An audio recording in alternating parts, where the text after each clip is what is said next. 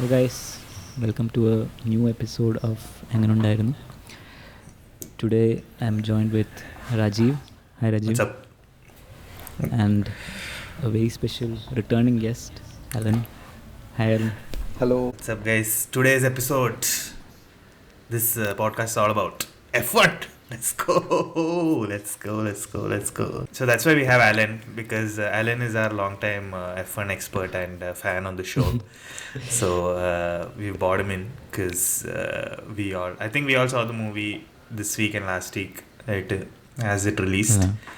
And we just wanted to kind of discuss it out and just talk about it in general, just talk about how in general we like watching F1 and things like that. So that's the crux of today's show. So hang on, guys, F1. So F1, I love the movie. Yeah. Sure, it's not perfect in terms of realism, which we could talk about in detail in podcast. But nevertheless, it's ഭയങ്കര entertaining ആണ്, technically brilliant ആണ്, ഈ racing shots ഒക്കെ അടിപൊളിയായിരുന്നു. And I feel like the director and the writer could rightly capture the essence of ഈ F1 racing. ഇതെല്ലാം ഉണ്ട്, നമുക്ക് മറ്റേ ഡ്രാമ ഉണ്ട്, മറ്റേ പ്രസ് കോൺഫറൻസസ്, ഡ്രൈവർ പിറ്റിൽ നടക്കുന്ന സംഭവങ്ങൾ, പിറ്റ് സ്റ്റോപ്പ് ആക്ഷൻ, ക്രാഷസ്, പിന്നെ ഡ്രൈവേഴ്സിനെ പോച്ച് ചെയ്യുന്ന സംഭവങ്ങൾ, അപ്പോൾ എല്ലാം ഉണ്ട്. നമ്മൾ F1 റേസ് ഓർ സീസണിൽ കാണുന്ന എല്ലാം is put into this movie, and I think it worked really well in that aspect. Alan, in brief, എങ്ങനെ ഉണ്ടായിരുന്നു F1 the movie? Same, just like Nikhil, I loved it. Right off the onset, I want to say, ഞാൻ അങ്ങനെ F1 expert അല്ല. I just happened to watch Drive to Survive before everyone else in this room. About the movie, really liked it. Tom Cruise in the Rogue, the latest Mission Impossible movie, there was I felt like the last scene was able to capture a sense of what will happen, urgency, because it was, I think, shot on the plane as well. So the same thing was there in this movie, only thing was there throughout. It was there throughout all the racing scenes, which is the majority of the movie. So the majority of the movie was able to keep that sense of it's happening, and feels like it's happening in real time. And because of the way it was shot, they were able to translate the speed onto the screen. So in that sense, like a racing movie, it was good. The fact that they had to speak to the media after every race, and the commentary was the same as how it's in the races. Only thing I felt like what they missed out on was the team principal drama. Other next level or drama, that was very nice. And since like F1 is a traveling circus and a high stakes reality TV show, a team principal drama not being there was a little bit of a drawback, but it had plenty of positives to make up for it. They showed Gunther. Gunther is the next level fan favorite. Gunther has that quality in him. Drive to Survive in the first season, Gunther was like more popular than his racers. Haas was never like associated with a racer.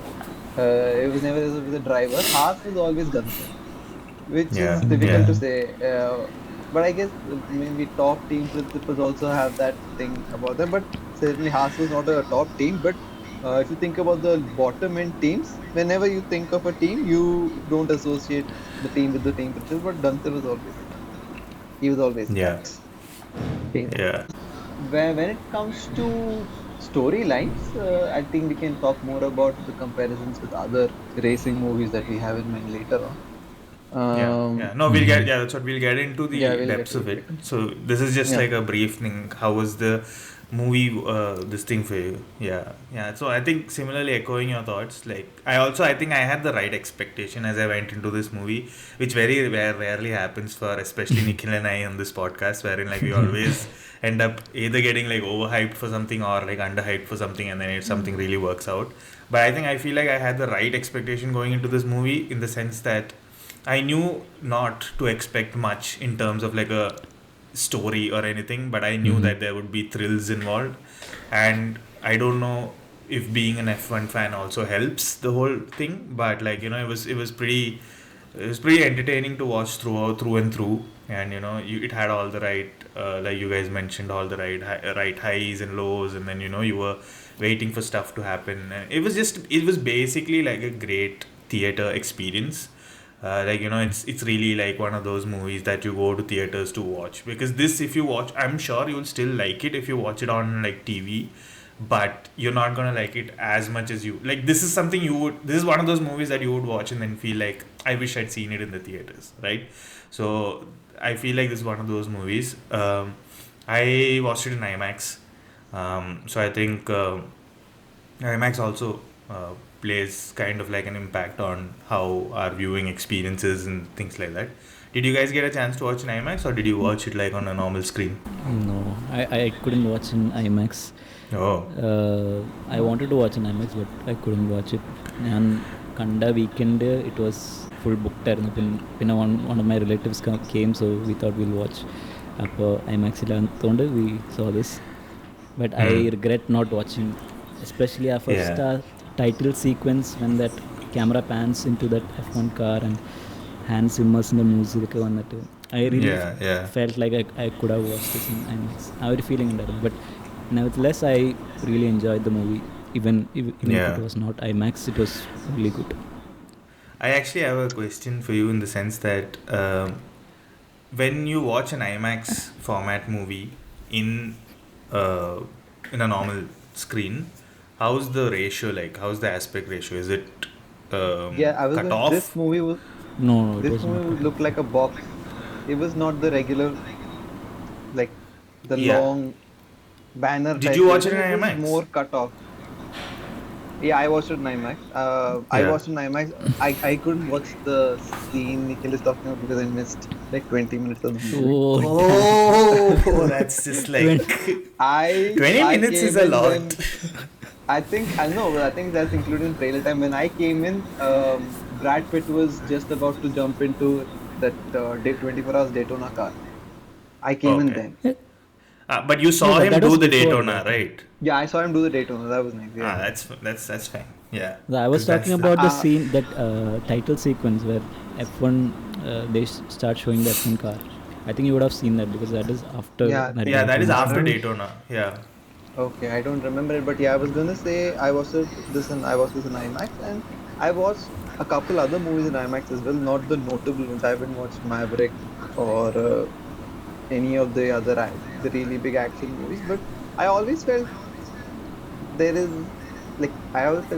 IMAX didn't live up to the hype that IMAX has, probably because I haven't watched the quote-unquote the IMAX worthy movies, but this was the first movie where I felt like there was a difference.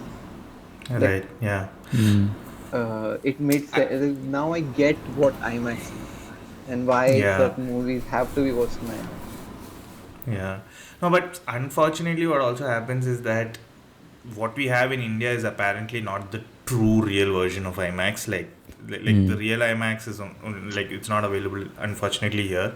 But apparently it's like better than this, and I don't know, like someday we might get to see it.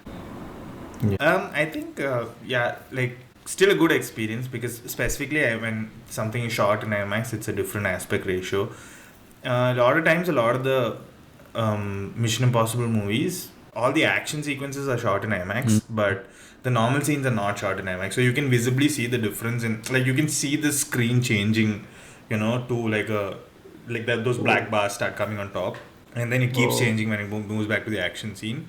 But this one I feel like mostly was shot on IMAX only, because like I didn't find that difference happening. But it was still like a good experience. Like, the whole screen is like full of this thing. I think the seating is also in such a way that no matter which row you're sitting in, at least like you're like the other person's head or anything is not covering the screen, right? Like you can see the full screen the whole time. Yeah. I noticed that at this theater as well. Yeah, I was because like a side story is sort of when I went to watch one Mohanlal movie, and then which is compared to an elephant, in which there's a murder sequence. Tudarum.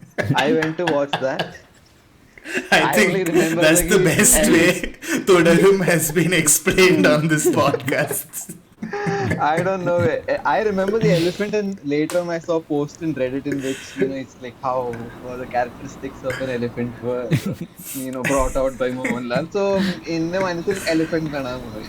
So the thing was, so I was watching that movie, and for some reason or the other, I was already in a bad mood. Something happened at work, so I was sitting there watching. All of a sudden, the girl sitting diagonally behind me, she taps my shoulder and says, "Ichri taadi irikkan pattumo." So I said, "No, I won't. I won't slide down on my seat." So she says, "Why?" I said, "Because I'm tall." And then she fucked off. After a while, when the interval lights came out, it so happened that we knew these people.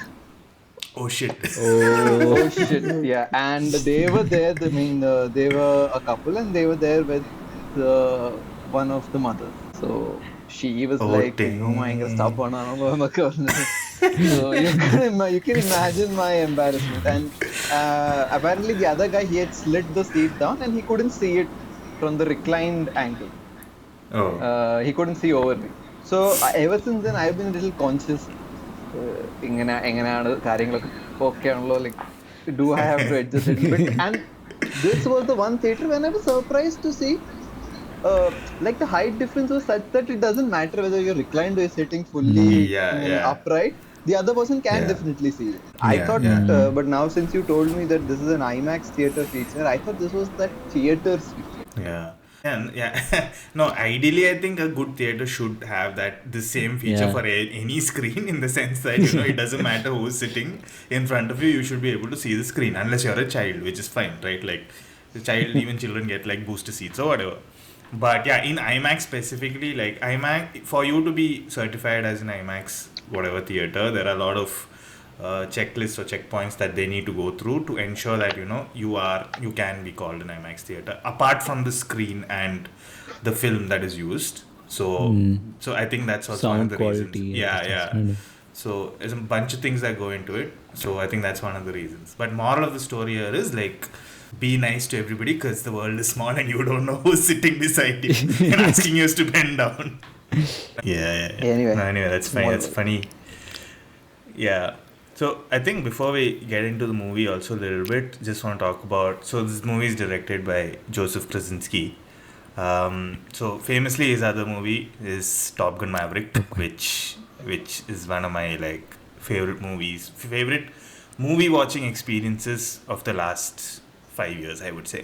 Just the second one, not the first one. Not the first one. Top Gun is by someone else. So okay. Yeah, the Top Gun 80. The first one was a 1984 movie, so that's, I think he was too young at that point of time.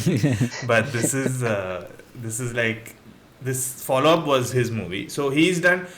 So Top Gun Maverick, I think we've spoken about this a few times before on this podcast, but like a really, really nice movie. Again, not a lot in terms of story. Like it's a very predictable storyline probably, but it's a very enjoyable movie to watch, right? Like there's the set pieces are great, like the action is great, and it keeps you hooked and you're exhilarating, and that kind of feeling comes in.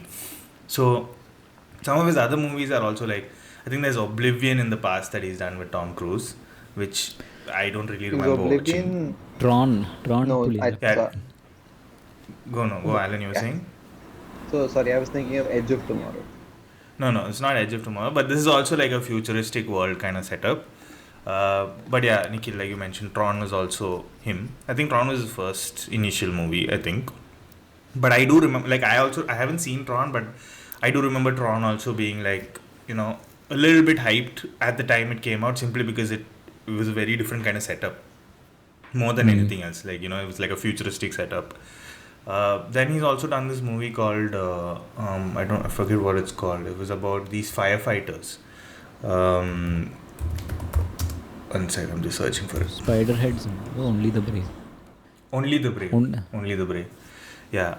So Only the Brave is also a really nice movie. It's a very small movie.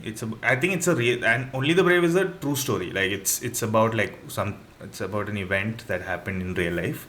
It's about firefighters fighting like a forest fire, and then how spoilers, like they all die in the end. But that's just like but it's a true story. Like, so I'm not telling you something that's not happened. But point being, like, it's a great watch. But I didn't know about that. Now you do. See, I'm bringing you more general knowledge in life. No, but like what I mean to say is that it's not about that. The movie is more about like the way it's been shot, and then it's very difficult to make like a movie with like fire all around you, things like that. So it's a good mix of his movies are always a good mix of like VFX and true stuff, and like you mentioned beginning, I think technically like really nice. So like I have a lot of expectations from him as a director as he's making more movies. I think he's again planning to work with Tom Cruise. So apparently his relationship with Tom Cruise also goes behind, in the sense that for some of the Mission Impossible movies, like he's also come in, and because they were friends, like he's come in and like tried to help him with some of the set pieces and things like that. So very exciting movie director for me that way. Have you guys seen anything other than Top Gun from Joseph Krasinski? No, Top Gun not. Yeah. Top Gun also, I missed the movie theater experience. I watched it on my iPhone. I think all of on a us didn't tablet. watch all of the us theater. all of us missed it watching it in the theater, and then like I still kick myself today for not watching it in the theater. But I think 'Cause movies like this, they'll definitely come out after maybe on their 10th year Hopefully. anniversary in theaters again. hopefully, yeah. I think But- movie-wise, Top Gun is even better in terms of Oh, shit. when you compare to F1. I like Yeah. Top Gun more in I the would- story-wise. Yeah, I would Yeah, I agree. had a Yeah, go on. I had a question. Since we went into this movie thinking it's a racing movie. So Right. when you guys think of racing movies, which is the movie that comes to your mind, or one that you like? I don't know, that's a good question. Okay, I have the perfect answer for this. Tara So Rampam, you'll guys. say Tara that, right? Rampam Oh, is the racing movie. There was one scene, I think, when he was doing 24 hours of daytona. I actually told this to the person I was there with, who I went to watch the movie with, that this looks like Tara Rampam. But yeah, on I mean, I think for us, Tara Rampam is like, I mean, I would say like it's obviously not comparable to this movie, but I don't know, Nikhil, if you've seen it. It's a Hindi not movie. It's a Hindi movie with Saif Ali Khan in Saif the Ali lead. Khan. He's basically, so the premise of the story, he's a racer, and then he has everything, but then Car racing, ano? yeah, car racing, like how that's NASCAR, I think. When they yeah, just something go like around that. and around. Yeah, and then he meets up with like a really bad accident, and then he can't race for a while, and then he loses all his money, and then it's a comeback story. Basically, he has to come back and race, and like for his family. That's basically the story. But like it also came out, I think, somewhere around 2003, 2004 ish. That's when I remember watching it. So I was really young, and for me to watch that kind of a Indian movie, right, like where there's racing involved, was, of course, it was melodramatic, but at that point of time, it's still like it stuck, like that, like how Alan just mentioned, like it sticks to you, that in your memory, that this is the first racing movie that I can think of. But yeah, you go on. What racing movies do you guys think of when we speak about racing movies in general? I went into this movie thinking about Rush, Yeah. the Nikhil James Yeah. I've Hunt not story. seen that. Rush. Oh, Rush is So a really if good you movie. haven't You should- seen it, and- it's a really good movie. yeah. But Yeah. and I mean, I went into that movie knowing nothing about Nikhil James. So everything that happened in Yeah. that movie was a surprise. So Yeah. perhaps for hardcore F1 fans who know these people, or especially Nikhil James, then they won't find it as surprising. But that was like one of those movies which flips the complete 180 degrees halfway through. Where in the beginning you root for someone, and then something happens, and then you find yourself organically rooting for the other person.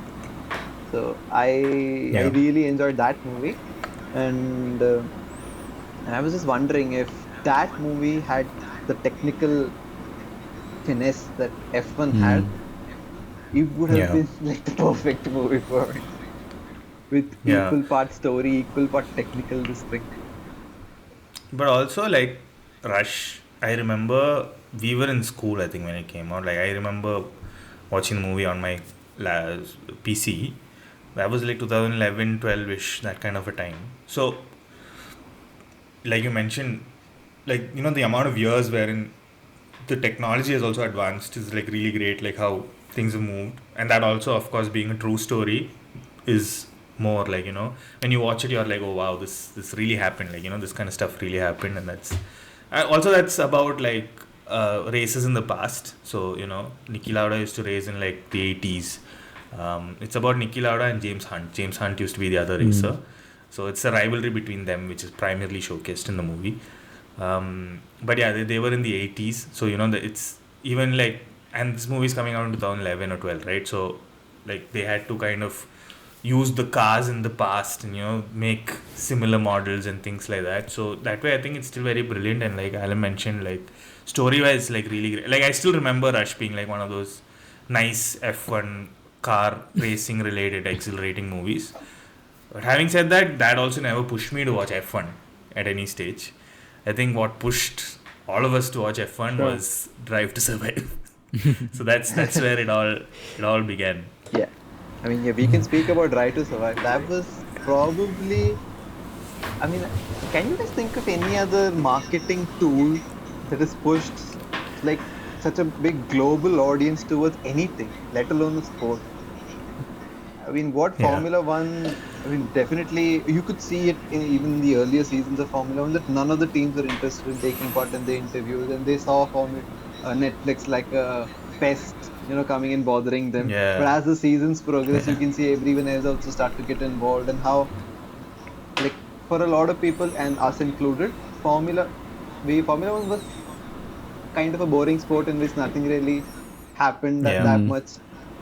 But ever since Drive to Survive happened, we got to understand Formula One for what it really is. It's less of a, it's not just the race basically. It's everything that goes into the race. Everything that goes into maybe what, for a person who doesn't know anything about F1, for what maybe a normal overtake has so much weightage and so much backstory, and maybe that one overtake is his chance to be in the season next year. Maybe that one overtake is the reason why he gets to continue his dreams and passion. So you see the race in a different light once you know a little bit more, and that Drive to Survive captured that really well. About what happens in the circus of F1, about how team principals are fighting, about how there's so much money involved, and how money works in F1, and how like how the big teams, they operate on a different level from the underdogs. And so even if the underdogs can't get the first, second, third places, maybe just a 10th position, just 1 point, just getting a point is such a big difference for them. Yeah. And I think this movie itself is a big marketing thing for the sport, I guess, because I think this movie would bring, I think, more viewers to the sport. I had stopped watching this F1 like I think 3 years back, and now if this movie I downloaded fan code, I took that F1 pass, and then today this Silverstone race and we all saw the match, and then we are doing the podcast. So in that sense, I think their marketing strategy worked really well.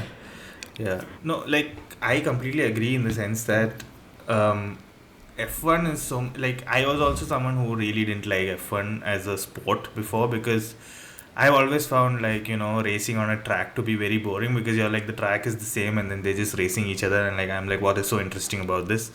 Plus, given the fact that it's not like they all start in a straight line, they all start like, one behind the other. So I'm like, how is anybody at the back ever going to supposed to overtake somebody at the front, right? But then, like, once I started watching, thanks to Alan, once I started watching the Drive to Survive, so that's when things get, so then I slowly started realizing, like, F1 is not about the racing as such. It's more about the drivers, it's more about the teams, it's more about the whole drama. So it's like, it's coffee with current for you, but like, at a sport level, with like cars and like a lot of money and a lot of bling and things like that, right? So once you start recognizing the drivers, and once you start knowing the teams, and then you start watching a race, and then you're like, a lot of like what's happening in the background, which is why you start finding it to be interesting, because obviously as a sport, F1 is very, very like, it's a very rich man sport. It's a very skewed sport. It's not a sport where, it's very obvious that, if somebody has a better car, it's extremely obvious that they will win. Ferrari has like a huge dominance in terms of the sport itself. Like, they get more money for simply being Ferrari, and I'm not even kidding. Like, that's just how the sport works, right? Legacy money. Yeah. So like, for someone who doesn't follow the sport and hears these things, like, for example, like, I've been talking to Paul about F1 for a long time. Paul is someone who doesn't follow F1 at all, right? So like, the more he hears these things, he's just like, why should you follow this sport? Like, because where's the sportsmanship, right? Like, where are you gonna like, where is the chance to even be like fairly competitive? But yeah, it's more about the drama that way, which I feel this movie really, really captures. Like, I feel like this movie is very close to what actually F1 is. While Drive to Survive like helps you get into it, Drive to Survive is also like extreme melodrama. It's like, once you start watching F1, you know that it's actually not as dramatic. Like, somebody would have said something and then Drive to Survive will just amplify that like 10 times. Like, they'll start adding background music and there'll be like a sudden silence. Oh, he said this about me or some shit like that. And I think Max Verstappen, I think he stopped going for this Drive to Survive thing, right? Because I think he said they are adding Korea stuff and putting some masala. So I think Max Verstappen is not supporting Drive to Survive, is what I heard. I don't know if Ippo but previously I heard he's not, in previous seasons, he was not supporting Drive to Survive. Yeah. I'm watching season 5 now. He wasn't there in season 4 at all. He's come back in season 5. He's given some interviews, so maybe there's something to it. And about Max Verstappen in the movie, this movie is produced by Lewis Hamilton. So I wanted to see like how they would portray Max and him, given how Hamilton lost to Verstappen quite dramatically. I think it was 2001. Yeah. And then 2021. 2021. Yeah, 21 was when they changed. And that was the year also we were watching. No, but we saw that race, together. that one race together. I think that season we completely saw together. I think.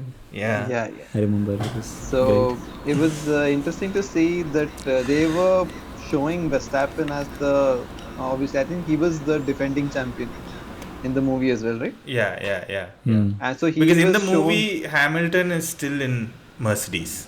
That's how. Okay. Yeah. So Verstappen is the one in front all throughout the movie, except in the last race, where it's Hamilton in front, and after there's like a red flag in between, and there's a stare down between Hamilton and the main, our protagonist type character. Yeah. That was an epic Spoiler stare alert. down.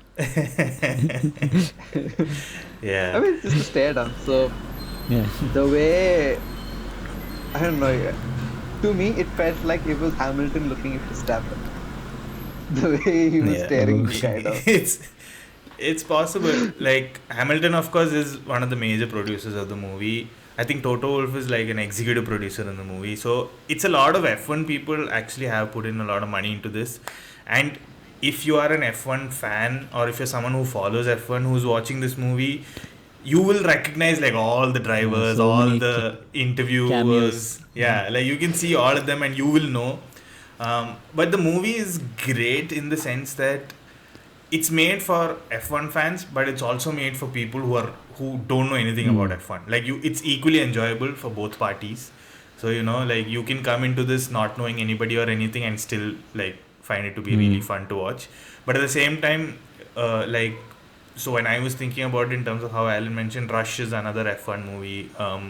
I think I have not seen that Senna documentary that's come out recently, but not the documentary, like the TV series. So there's on Netflix, there's a series that they made about Senna.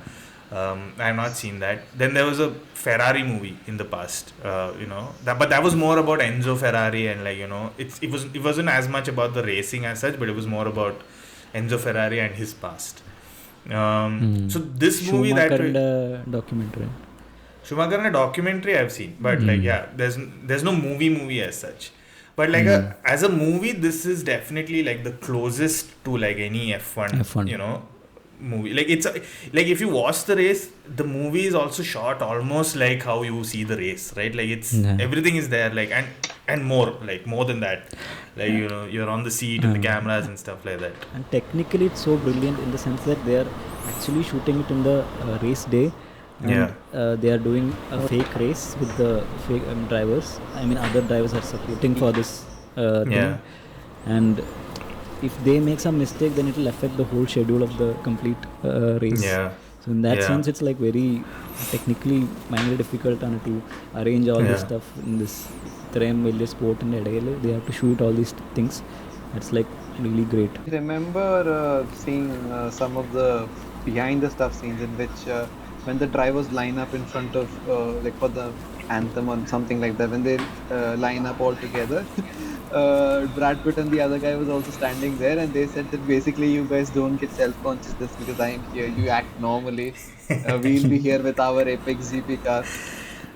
Which was interestingly, it wasn't an F1 car. It was a mishmash of, I think, F2 and electric Formula E and something. They elongated it, and I always thought that they borrowed someone else's car and then they painted their own different livery on it. Yeah, so basically I have a trivia in this. So this is the car they have is, I think, a F2 car. So they changed that F2 car into F2 cars are like smaller. They had to make this longer.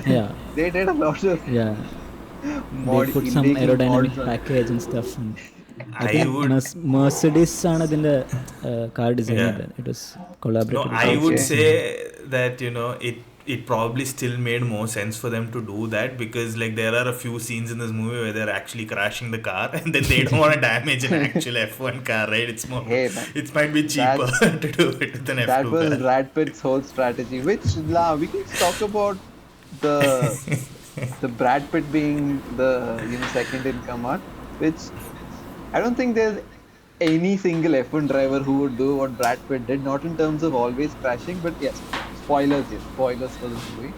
But in terms of being such a second in command, that was like a little bit hard for me to digest. Of course, it's a bit theatrical, but I would also think of somebody like, I'm sure, like, for example, Fernando Alonso is the closest to what Brad Pitt is in the movie, right? Like, he's an old driver who's come in and with a team. Can you imagine Alonso doing what Brad Pitt is doing? There's no way Alonso would do that. No, but I'm saying, like, I can actually imagine Alonso doing shit like he goes in for the tires and he's like, unless you give me the tire I want, I'm not going to move from here. Like, he would actually do that. That's true. That's true. You can also see Alonso pretending like he doesn't know how to turn on the car so that he has warmed up tires in the end. Yeah, you can see all of that. I can see him like doing all that dirty stuff to benefit himself. But I don't see him doing that for his co-driver. Yeah, of course. That is. But having said that, there is also, there are also drivers like Checo Perez who held up Hamilton in that race, that epic race. Yeah. In the 2021 race. Yeah. It's actually unfortunate that Checo doesn't have a seat, because like while he wasn't probably as good as Max in that Red Bull, like he was the only one who could actually do something with that car, because that car is really like going down the drain, and all the other drivers are too inexperienced and they're not able to like kind of manage that car. But I heard Albon. Sorry. Go on. Yeah, I heard Albon talk about that car in an interview. It's like he described it as a video game in which the sensitivity settings are turned up to 100. So every small input has like big consequences, which is suited to the way Max drives. So obviously the team is centered around him, and that's the way he likes to drive the car. So that's the way the car is. So Albon said that because it's so sensitive, it takes a while for them to get the confidence to drive the car properly. But then if they make a mistake, it punishes you really hard. Then it sets you back, and then you have to again rebuild your confidence, which takes a lot of time. So and they don't have time at Red Bull. And they don't have time. They only have a limited number of laps and a limited number of races. And to your point, and just adding to like how good a driver Checo was. You can see it in the difference between Max and the second seat driver when Checo Yep. was driving compared to when others were driving, and Yeah. especially when now Tsunoda is driving. Yeah. No, Checo is at least challenging for like top 5, top 6, right? Like these Yeah, guys he are could not be even. Yeah, it's unfortunate. But anyway, that's an F1 conversation, not the movie conversation. So just coming back to.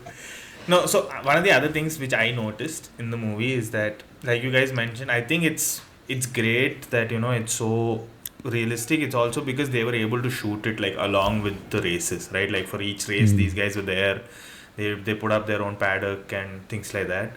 And that also happens because a lot of the producers are from the F1 community. So even in today's race, like that Silverstone, you see like there's a lot of these F1 movie banners, and then the trailer is playing somewhere in the background and things like that. So that's also why I think one of the reasons why it's so like realistic. I don't think any other if someone else directs without F1 collaboration if they direct they can't be this true to this sport. So I think that's true. F1 collaboration is what brought this more realistic. Do you think any other sport would benefit with a similar collaboration between Hollywood and like there's no way they're making a tennis movie this good. I think so. But like it's precisely because why Formula One is so what's the word? Not action packed, not technical, but it's so raw in that sense. And because this movie and its technology was able to capture that.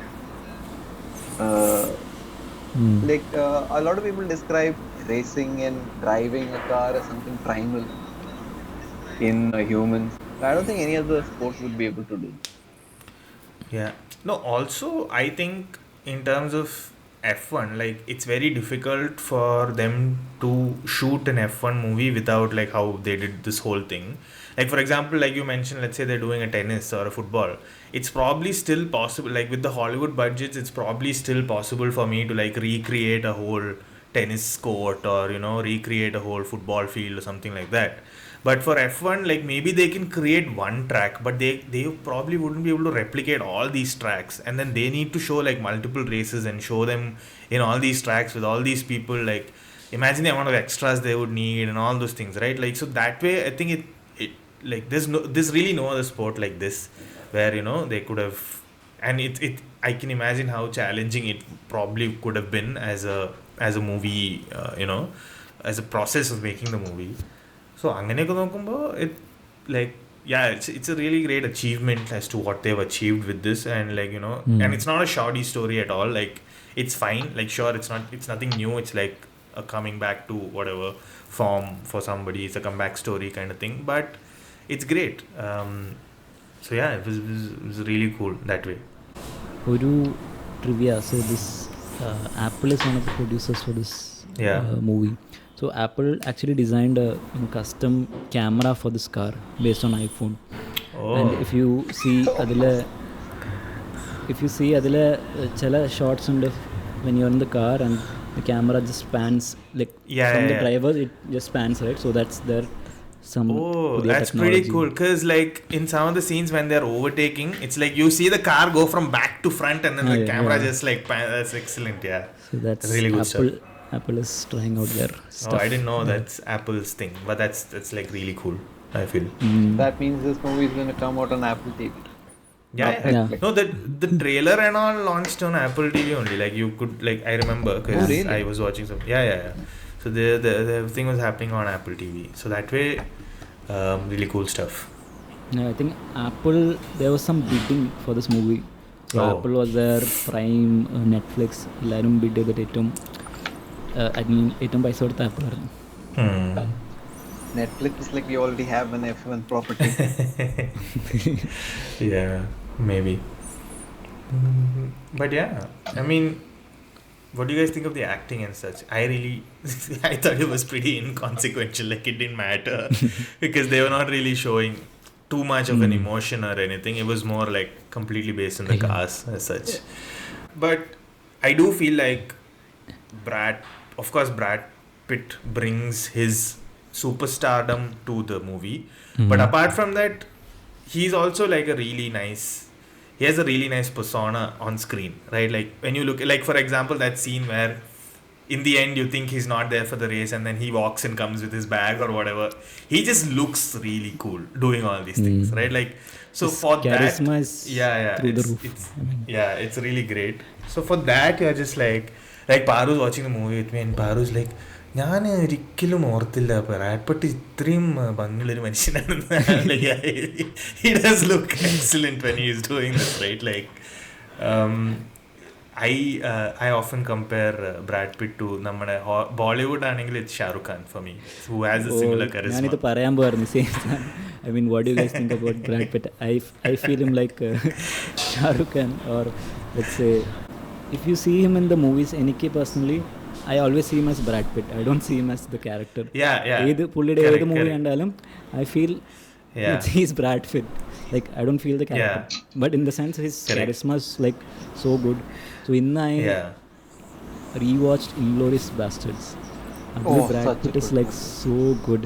I mean, his accent is, അതിൽ പുള്ളി ഒരു accent change ചെയ്യും four ഒരു American സോൾജറിന്റെ ഒരു accent.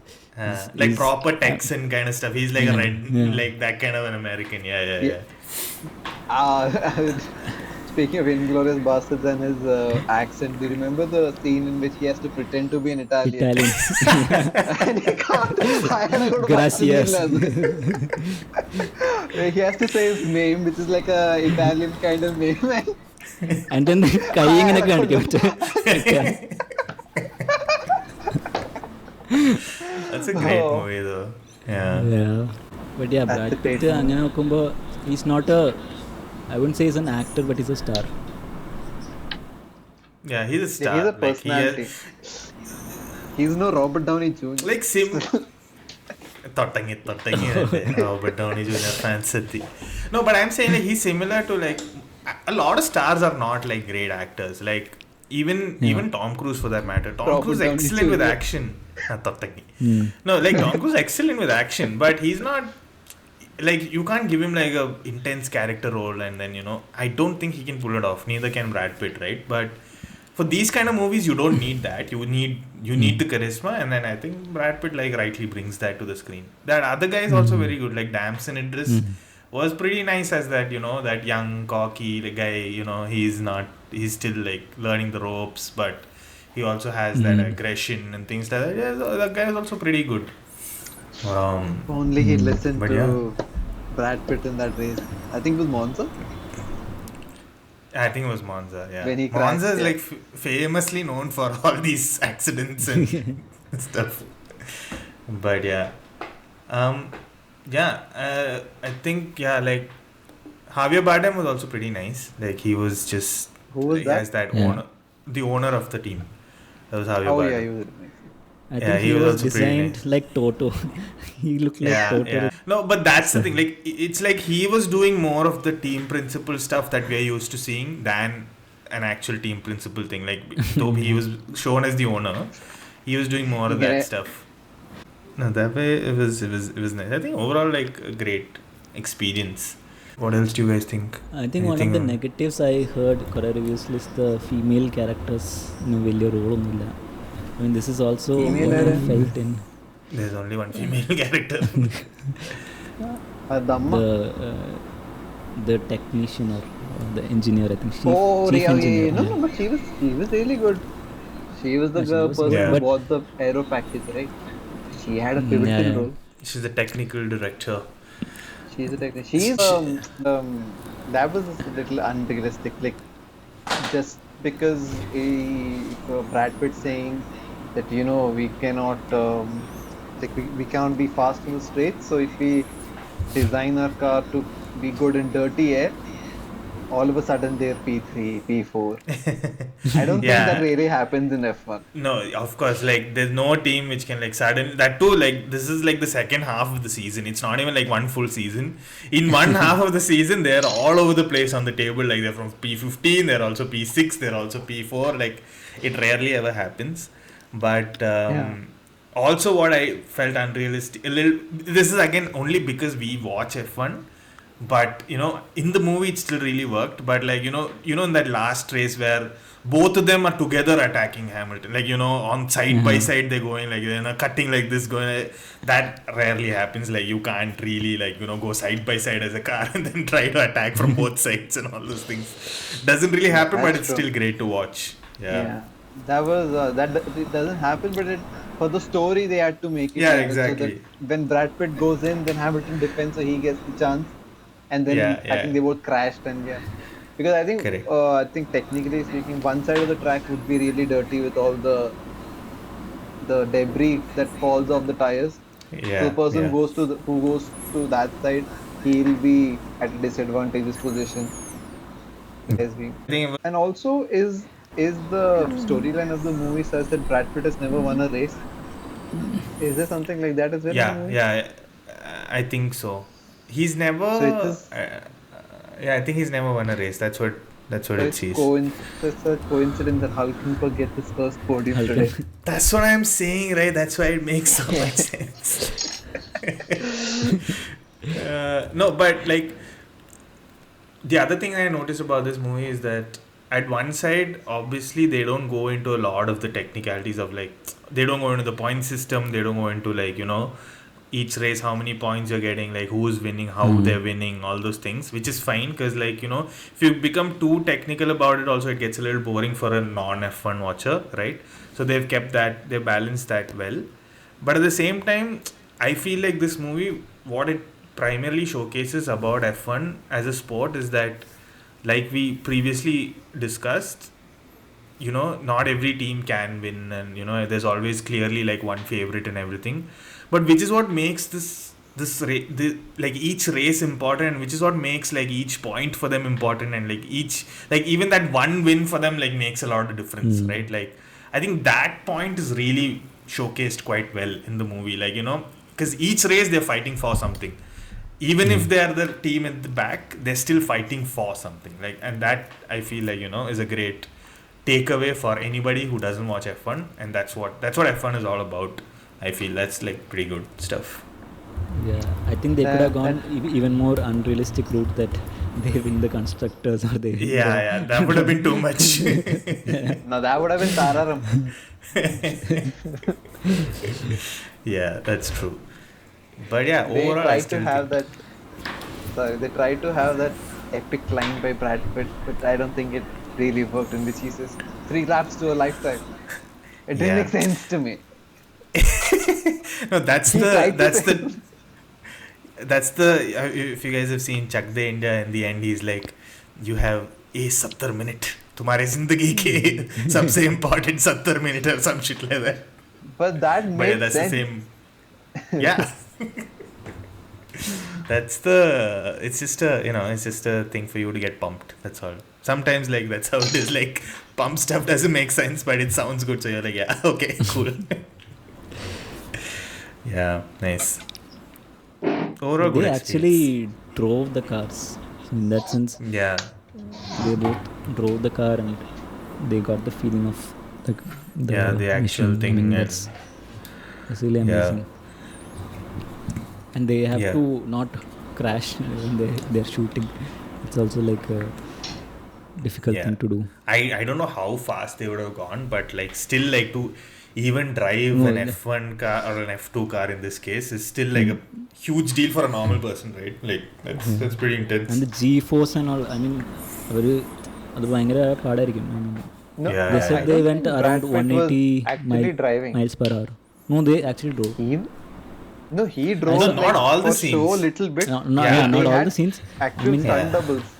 No, they wouldn't be able to. No, like I saw some of those. Again, I'm not completely sure about this, but I saw some of these back in scenes where like they've also used VFX in the sense that the angle of the car racing that they're showing, like the angle from your car to the other, like the opposite car that you're seeing, some of those are from actual races, and they've just changed the car that you're sitting in to like their whatever APX car.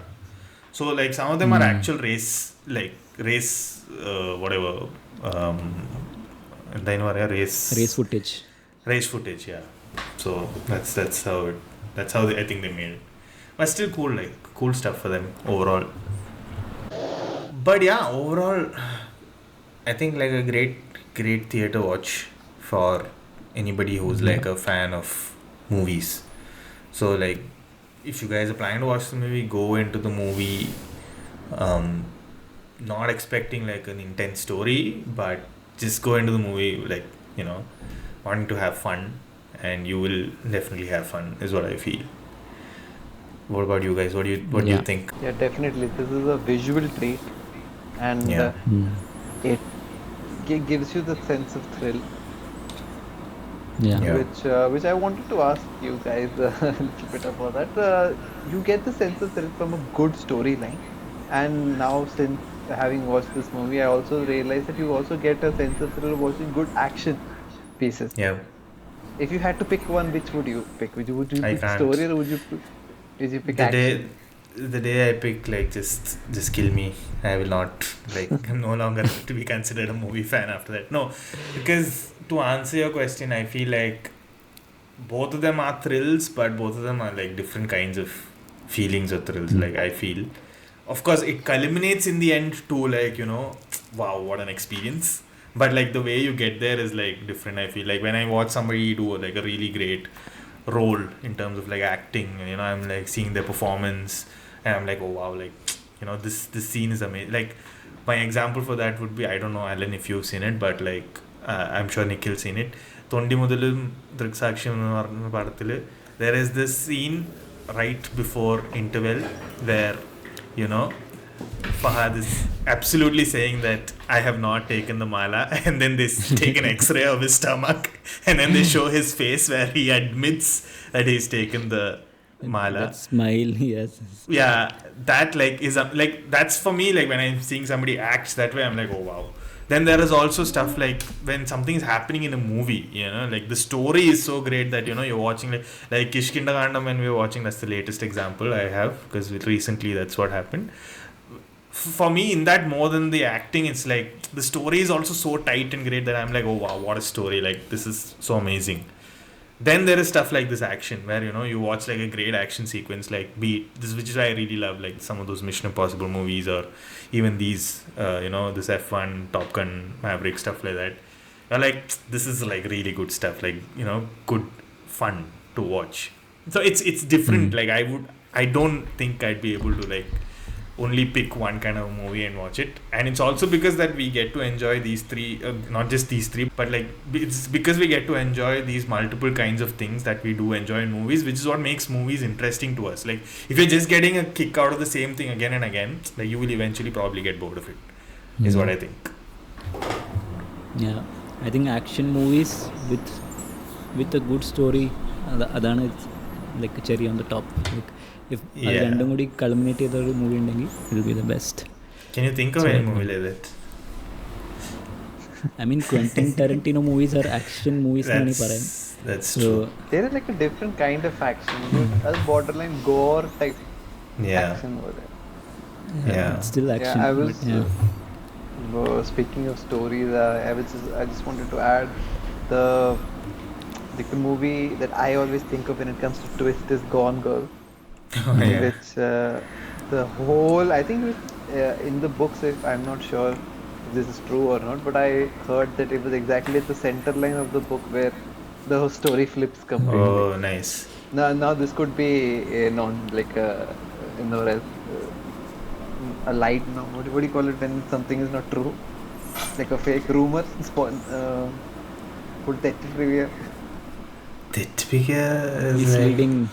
Misleading whatever, but that's what I heard someone say. But it felt right. It makes sense. Yeah, some of these, I think that's also a fun category of movies, like where there's a lot of twists and then you're not expecting something to happen and it happens and you're like, oh, especially in thrillers, like I think that kind of twist stuff is also fun to watch. But yeah, movies, man, good stuff. But yeah, I mean, have you guys been watching anything else recently? I know, Nikhil, you told about Inglourious. I watched Brutalist. That's really good. Oh yeah, it's good stuff. Yeah. I think you guys talked about it, like how visual medium, why it's so good. ഈ brook list കണ്ടപ്പോൾ I felt like ഈ movies കാണുമ്പോൾ you will be like transform to another place. ഈ brook list കണ്ടപ്പോൾ I felt that I was like really immersed in that movie. Nice. And I think that's one of the reasons why I like watching movies, especially international movies like Korean movies or Japanese or American movies. നമുക്ക് ഒട്ടും പരിചയമില്ലാത്തൊരു location or landscape they are picturing, but once we see it, we get to know a lot about that place or the culture and stuff. So അങ്ങനെ നോക്കുമ്പോൾ it was really good. It's a movie about architecture, and nice. I didn't know anything about architecture, but in movie I felt like I'm an architect. I'm an architect, but I respect architecture more after watching this movie. Nice. So Speaking of visual medium transporting us, I think one of the mediums that I sadly have dropped is anime. But I remember when back in the day, and anime was a big part of my media consumption. Things like Death Note.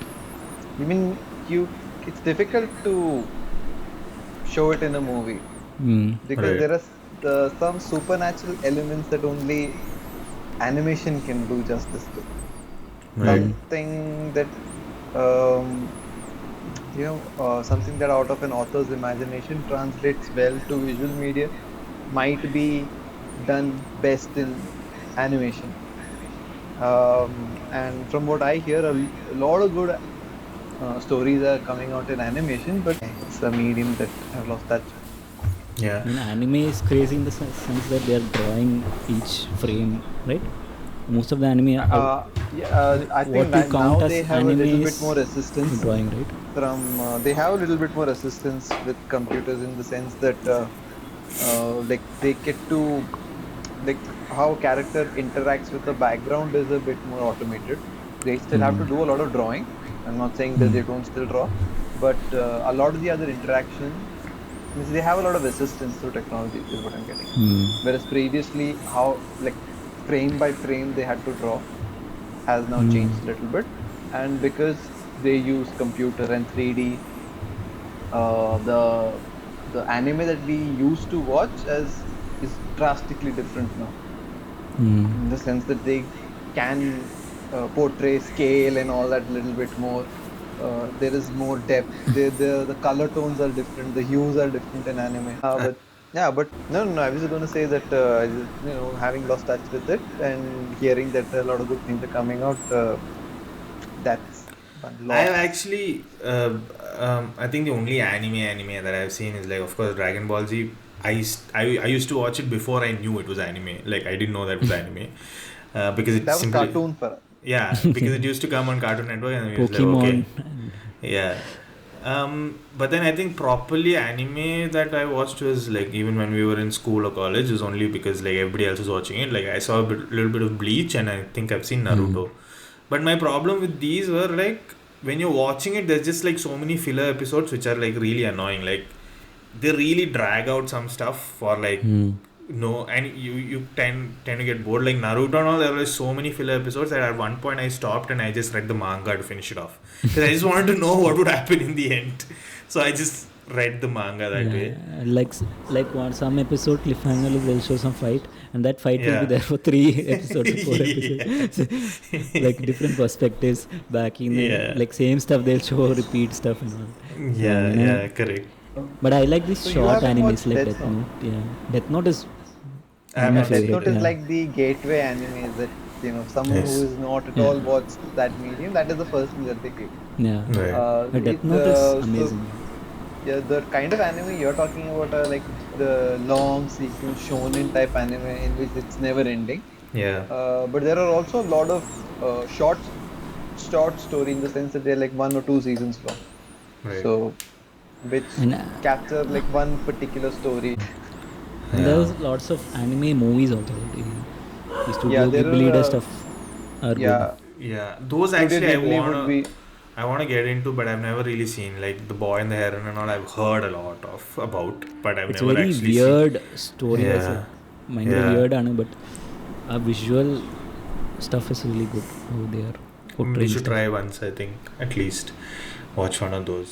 I feel like Pand, as we were growing up, like there used to be more animated movies as such. Like I remember watching like Toy Story or Ratatouille or Wall-E and stuff like that, right? Like there are so many of those that we used to watch. Nowadays, like I don't know and I'm not keeping up with it, or I'm not really seeing like അത്രയ്ക്കും ഒരു No, there are animation. stuff. Like what? There are like recently, I think നമ്മുടെ generation is not seeing it, but there are still Pixar is still making these movies. ഈ കഴിഞ്ഞ വർഷം ഒരു movie ഇറങ്ങിയല്ലോ. I noticed it when one of my cousins, they went with their പിള്ളേർ that movie. So അപ്പോഴാണ് ഞാൻ notice ചെയ്തത് അങ്ങനെ ഒരു പടം ഉണ്ടോ. Then when I checked, it was DreamWorks പടം. But like, are they actually as nice as I mean, I would know because I have not seen it. Are they actually as nice as, let's say, we used to watch a Despicable Me or a Kung Fu Panda, or like, so the latest trend that I've noticed is like either they're just making more and more of like, let's say something like a Kung Fu Panda, which is like, they're just using that old IP again and again, or now there's also stuff like there's a Super Mario movie, or there's a stuff like that which is coming to movies. Minecraft. Yeah, Minecraft. Jesus Christ. So maybe I like think that's Inside also Out a is change. I think the recent one I've heard. Inside Out 2. Inside Out 2. Inside Out 2. Yeah. But that's again It's like quite using. good, I heard, but yeah. They're just using existing IP, right? Like, where's the new stuff? Like, I don't know. It's a thing that and that's what I'm saying. Either we have not been noticing, or maybe we can like, for example, Paro had not seen Lion King, and I'm like, bro, like, how have you not seen Lion King, right? So then we sat one day and watched Lion King, and it was great. Like, it's still great. Like, I can still watch something like a. I think ഈ animated movies, when we rewatch now, there are കുറേ ഇങ്ങനെ adult jokes in it. They have put in. I mean, we don't understand when we were in children, but ഇപ്പോൾ നമ്മൾ കാണുമ്പോൾ I don't think ഇപ്പോഴത്തെ animated movies do that a lot, but പഴയ movies used to do like make movies so that the adults also would enjoy. There was a scene in Shrek 2 in which these soldiers they're arresting Shrek and Donkey. Basically Donkey is making a joke about police brutality because he is played by, I think, Eddie Murphy. So Donkey is saying, "Oh, this is police brutality," so which you don't understand as a child, but then when you see it as an adult, in which those policemen, instead of using pepper spray, they are like ഒരു pepper grinder എടുത്തിട്ട് അവന്റെ കണ്ണിലോട്ട് ഇങ്ങനെ ഇടുക. That's funny. That's good stuff. Oh yeah, I actually have a movie recommendation. There's a movie called Deep Cover. It's available on Prime. Okay. It's actually a very stupid movie, but I have not laughed like this for a movie. At least for the first half of the movie, I have not laughed like this for any other movie in quite some time. Okay, it's very, very, very funny. But the second half of the movie is not that great. It's like it becomes a very average movie for me. But like just for that first half and it's genuinely funny. Okay, so basic premise of the movie is that there are 3 improv comedians. Okay, they're not even improv comedians. They just attended like an improv class or whatever. One of them is an actual improv comedian, and the other 2 are just like part of her class. And a cop comes to them, and they're like, he asks them to like just go to like one place where they're selling like fake cigarettes or something like that. Okay, and like just buy cigarettes from there and come, and like you basically switch on your phone, call me and go there so I can listen to the conversation, so that once you guys go there, I'll go and catch them or whatever. So these guys go as people who are going to buy drugs like that, but they're comedians, right? And they don't have any experience. They're not even professional comedians. They have no experience. And then it leads to like a lot of these situations where they just end up going deeper and deeper into this thing. and it's super it's super funny. That first half is really funny. So if you have some time, watch it. It's worth your time. Oh, it has Orlando Bloom. Yeah, he's so great. Like, his character in the movie is that he's a struggling actor. He's a character actor, okay? So any role you give him, he goes into that full zone. He creates a backstory for himself and shit like that. It's super funny. What's the name? Deep Cover, it's called. Okay. There was one TV series recently that I watched that came out a couple of months back. It's called The Pit. The Pit. Yeah. I've heard about it. It's done by the same, the lead actress, one of the people who were there in, there was another old TV series called ER. Is it PITT? The PITT, yeah. Oh, okay. It's medical. Medical stuff. So the thing, so for people who like House MD or those kind of medical drama, they'll like this. And this is different in the sense that it's not lingered with all the personal nonsense. There goes to this series is basically one ER shift. It's got 15 episodes and it's 15 hours of a shift. So each 1 hour episode is 1 hour. Oh, nice. So there is a continuity throughout the 15 episodes in the sense that it follows one shift of ER doctors through 1 day of their life, and this is like any series, like some events happen out of the ordinary that obviously don't happen every day at the hospital, but these things I guess happen in America. It's not inconceivable that it's happening there, so it's nice to see in that way. Is it over or is it like this season in itself is standalone. They can obviously continue if they want to, but if you watch this whole season, you won't feel like there's a cliffhanger or anything. Nice. So I watched it as it was coming out, because I heard, because I think I read on Reddit that it was like really good, and I really liked the one shift sequence. Right. The idea about that one shift sequence. Right. So I watched, I think when I started watching it, 2 or 3 episodes will come out, and I watched it every week as it came out, and I really liked it. Oh, nice. Have you guys seen The Bear or? I tried to watch The Bear. It's that chef in the idle. Yeah. The new season has come out. If you're still watching it, if anybody is watching it. No. New season. It becomes like I finished. It was very like I really like the initial season and all, but I think somewhere towards the second, third seasons it becomes very meta kind of, like, they go deep into one person's psyche, and then it becomes a little difficult to watch. But fourth season's actually pretty nice. Like, I think if you've been following it, you can watch. I actually like third season also. I mean, people say third season is the weakest, but I mean, it is shot really well, and it's like, it's very raw. This is also very immersive in this stuff. Yeah. And I really like his acting. Yeah, his acting is so good. His LRD acting is very good. Yeah, it's nice. You can watch the fourth season. I finished. Fourth season it's only okay. It's only about half an hour anyway. I think one episode is like about 1 hour, but otherwise everything else is half an hour episodes. Pretty nice. But it's still not over. Last, no, I feel like there's one more going to come.